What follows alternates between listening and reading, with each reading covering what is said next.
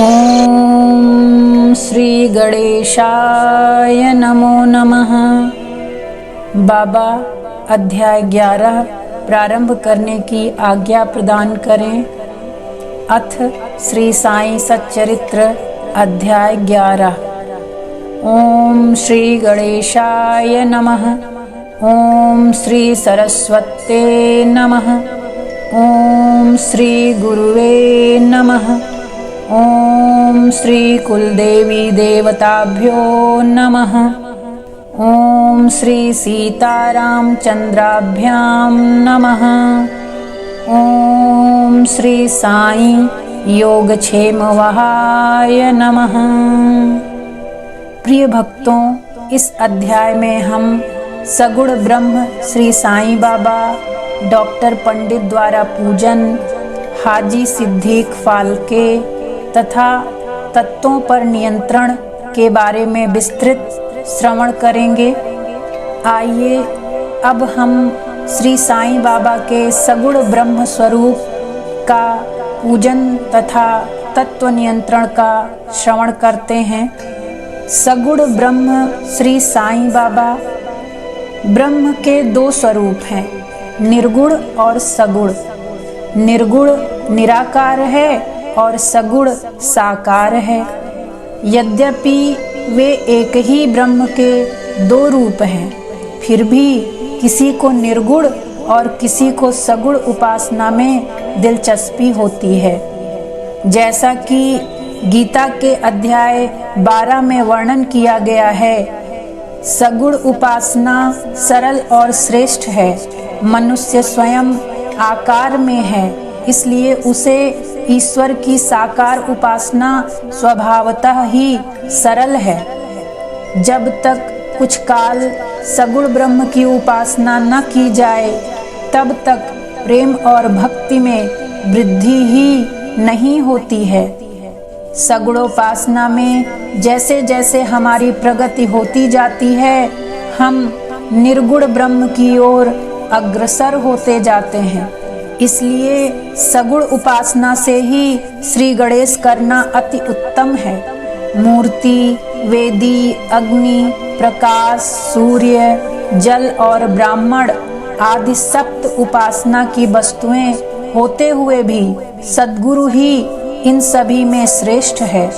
श्री साई का स्वरूप आँखों के सम्मुख लाओ, जो वैराग्य की प्रत्यक्ष मूर्ति और अनन्य शरणागत भक्तों के आश्रय दाता हैं। उनके शब्दों में विश्वास लाना ही आसन और उनके पूजन का संकल्प करना ही समस्त इच्छाओं का त्याग है। कोई कोई श्री साईं बाबा की गणना भगवत भक्त अथवा एक महान भक्त में करते थे या करते हैं, परंतु हम लोगों के लिए तो वे ईश्वर के अवतार हैं। वे अत्यंत क्षमाशील, शांत, सरल और संतुष्ट थे, जिसको कोई उपमा ही नहीं दी जा सकती। यद्यपि वे शरीरधारी थे, पर यथार्थ में वो निर्गुण, निराकार, अनंत और नित्य मुक्त थे। गंगा नदी समुद्र की ओर जाती हुई मार्ग में ग्रीष्म से व्यथित अनेकों प्राणियों को शीतलता पहुंचाकर आनंदित करती है, फसलों और वृक्षों को जीवन दान देती है, और जिस प्रकार प्राणियों की क्षुधा शांत करती है, उसी प्रकार श्री साईं संत जीवन व्यतीत करते हुए भी दूसरों को सांत्वना और सुख पहुंचाते हैं। भगवान श्री कृष्ण ने कहा है, संत ही मेरी आत्मा है, वे मेरी जीवित प्रतिमा और मेरे ही विशुद्ध रूप हैं। मैं स्वयं वही हूँ। यह अवर्णनीय शक्तियाँ या ईश्वर की शक्ति, जो कि सच्चित और आनंद है, शिरडी में साई रूप में अवतीर्ण हुई थी। श्रुति तैत्तिरीय उपनिषद में ब्रह्म को आनंद कहा गया है। अभी तक यह विषय केवल पुस्तकों में पढ़ते और सुनते थे, परंतु भक्तगणों ने शिरडी में इस प्रकार का प्रत्यक्ष आनंद पा लिया है। बाबा सबके आश्रयदाता थे, उन्हें किसी की सहायता की आवश्यकता न थी, उनके बैठने के लिए भक्तगण एक मुलायम आसन और एक बड़ा तकिया लगा देते थे। बाबा भक्तों के भावों का आदर करते और उनकी इच्छा अनुसार पूजन आदि करने देने में किसी प्रकार की आपत्ति न करते थे। कोई उनके सामने चंवर डुलाते, कोई वाद्य बजाते और कोई पाद प्रक्षालन करते थे। कोई इत्र और चंदन लगाते, कोई सुपारी, पान और अन्य वस्तुएं भेंट करते और कोई नैवेद्य ही अर्पित करते थे। यद्यपि ऐसा जान पड़ता था कि उनका निवास स्थान शिरडी में है, परंतु वे तो सर्वव्यापक थे। इसका भक्तों ने नित्य प्रति अनुभव किया है।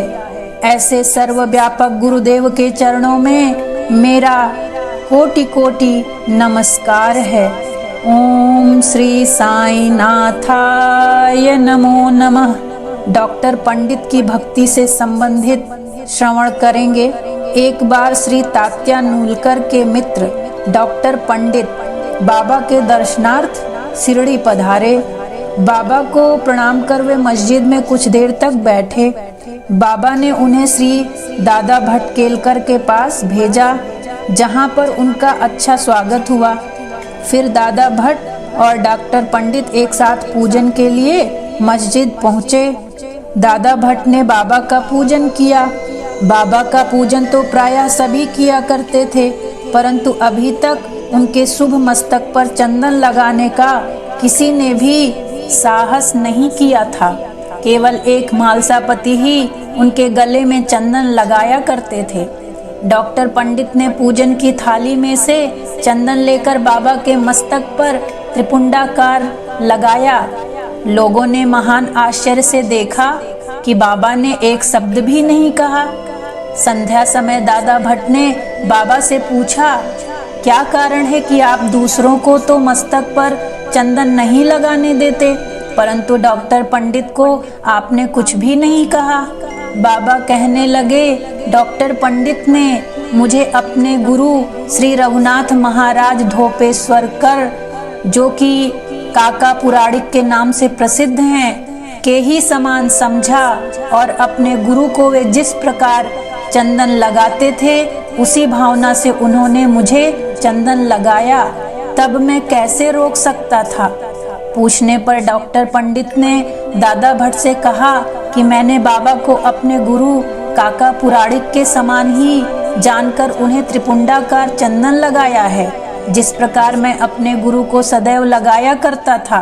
यद्यपि बाबा भक्तों को उनकी इच्छानुसार ही पूजन करने देते थे, परंतु कभी कभी तो उनका व्यवहार विचित्र ही हो जाया करता था।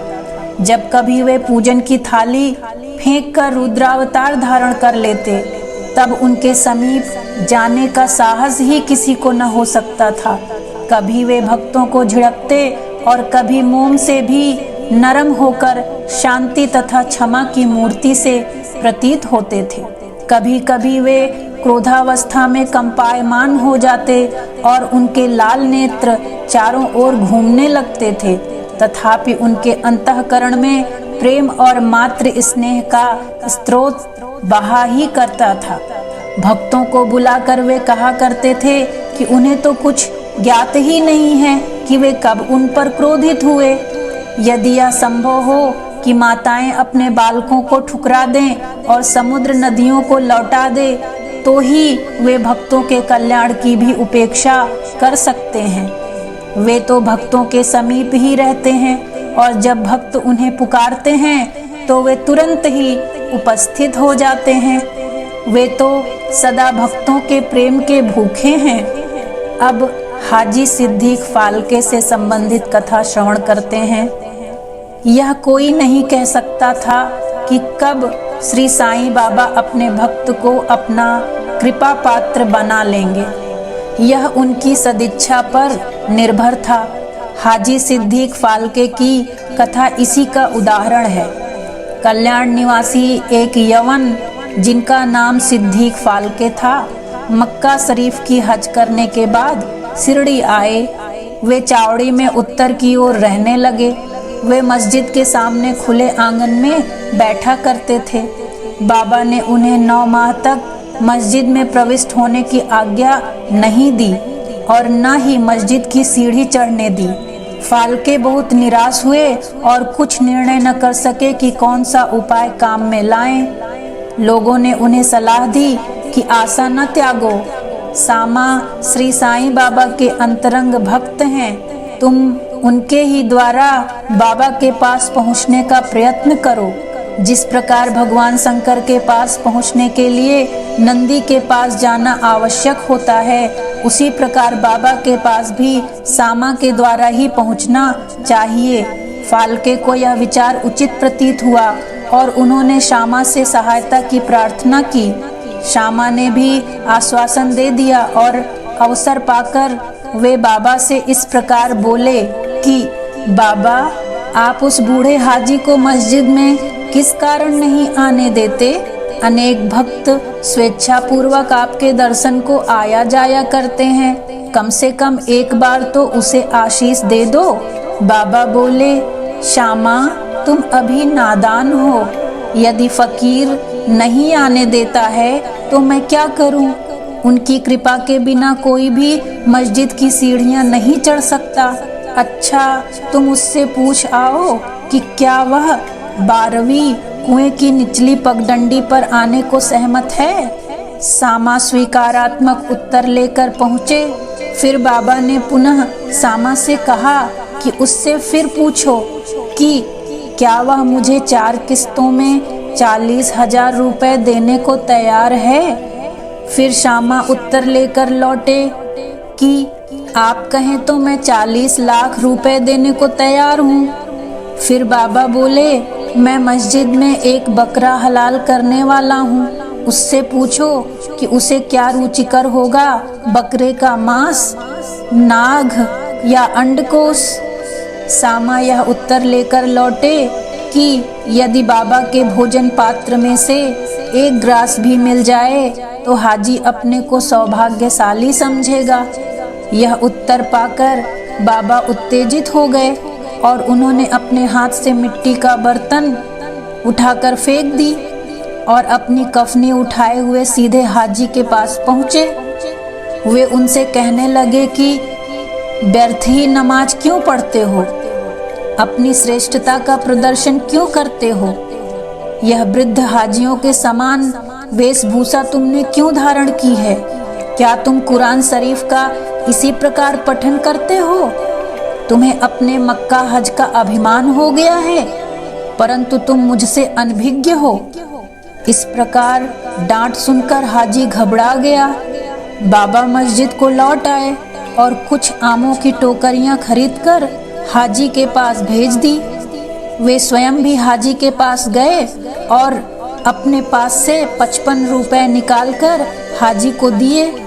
इसके बाद से ही बाबा हाजी से प्रेम करने लगे तथा अपने साथ भोजन करने को बुलाने लगे। अब हाजी भी अपनी इच्छानुसार मस्जिद में आने जाने लगे। कभी कभी बाबा उन्हें कुछ रुपए भी भेंट में दे दिया करते थे। इस प्रकार हाजी बाबा के दरबार में सम्मिलित हो गए। बाबा का तत्वों पर नियंत्रण। बाबा के तत्व नियंत्रण की 2 घटनाओं के उल्लेख के साथ ही यह अध्याय पूर्ण हो जाएगा। प्रथम घटना इस प्रकार है। एक बार संध्या समय शिरडी में भयानक झंझावात आया। आकाश में घने और काले बादल छाए हुए थे। पवन झकोर से बह रहा था। बादल गरजते और बिजली चमक रही थी। मूसलाधार वर्षा प्रारंभ हो गई। जहां देखो वहां जल ही जल दृष्टिगोचर होने लगा। सब पशु पक्षी और शिरडीवासी अधिक भयभीत होकर मस्जिद में एकत्रित हुए। शिरडी में देवियां तो अनेकों हैं, परंतु उस दिन सहायतार्थ कोई न आई। इसलिए सभी ने अपने भगवान साईं से, जो भक्ति के ही भूखे थे, संकट निवारण करने की प्रार्थना की। बाबा को भी दया आ गई और वे बाहर निकल आए। मस्जिद के समीप खड़े होकर उन्होंने बादलों की ओर दृष्टि कर गरजते हुए शब्दों में कहा कि बस शांत हो जाओ। कुछ समय के बाद ही वर्षा का जोर कम हो गया और पवन मंद पड़ गया तथा आंधी भी शांत हो गई। आकाश में चंद्रदेव उदित हो गए। तब सब लोग अति प्रसन्न होकर अपने अपने घर लौट आए। द्वितीय घटना इस प्रकार है।